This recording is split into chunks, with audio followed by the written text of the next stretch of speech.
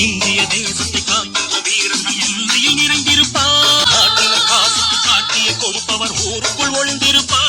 வாய்ப்புகளை தவறவிடும் தமிழக அரசு, அண்ணாமலை பேச்சு. ஏன் அப்படி அண்ணாமலை கூறியுள்ளார்? தமிழக அரசு என்ன அப்படி தவற விடுகிறது என்பதை பற்றி பார்ப்பதற்கு முன் நண்பர்களே, நம்ம சேனலை அதிகமானோர் சப்ஸ்கிரைப் செய்யாம பாக்குறீங்க.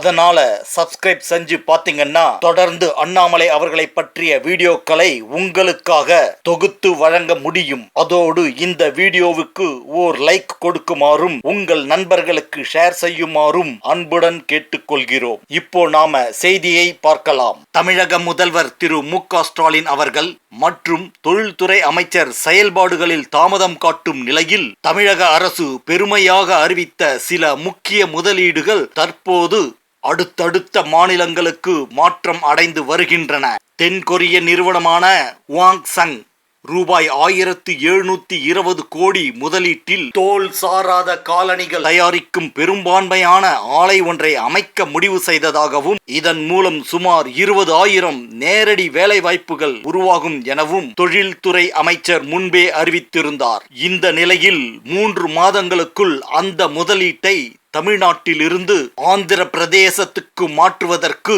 ஹுவாங்சங் நிறுவனம் தீர்மானித்துள்ளது. உலகளாவிய உற்பத்தி துறையை ஈர்க்க பிற மாநிலங்கள் துரிதமாக முன்னெடுப்புகளை மேற்கொண்டு வரும் நிலையில் நிர்வாக அலட்சியம் மற்றும் தாமதம் காரணமாக நம் தமிழ்நாடு போட்டித் திறனை இழந்து வருவதாக கூறப்படுகிறது என்று குறிப்பிட்டுள்ள அண்ணாமலை மேலும் கூறும்போது, ஒரு காலத்தில் வாய்ப்புகளின் நிலமாக கருதப்பட்ட தமிழ்நாடு தற்போது தவறவிட்ட வாய்ப்புகளின் நிலமாக மாறி வருவதாக விமர்சனங்கள் எழுந்துள்ளன என அண்ணாமலை குறிப்பிட்டுள்ளார். நண்பர்களே, இந்த செய்தியை குறித்து உங்களுடைய மேலான கருத்துக்களை கமெண்ட் செக்ஷனில் தெரிவிக்கவும். மேலும் ஏற்கனவே நாம் கூறியது போல நமது சேனலை சப்ஸ்கிரைப் செய்யாமல் நமது வீடியோக்களை பார்க்கும் நண்பர்கள் சப்ஸ்கிரைப் செய்து பார்க்குமாறு அன்புடன் கேட்டுக்கொள்கிறோம். அப்படியே இந்த வீடியோவிற்கு ஒரு லைக் கொடுத்து உங்களை சார்ந்தவர்களுக்கும் நண்பர்களுக்கும் இந்த வீடியோவை ஷேர் செய்யுமாறு அன்புடன் கேட்டுக்கொள்கிறோம். நன்றி, வணக்கம்.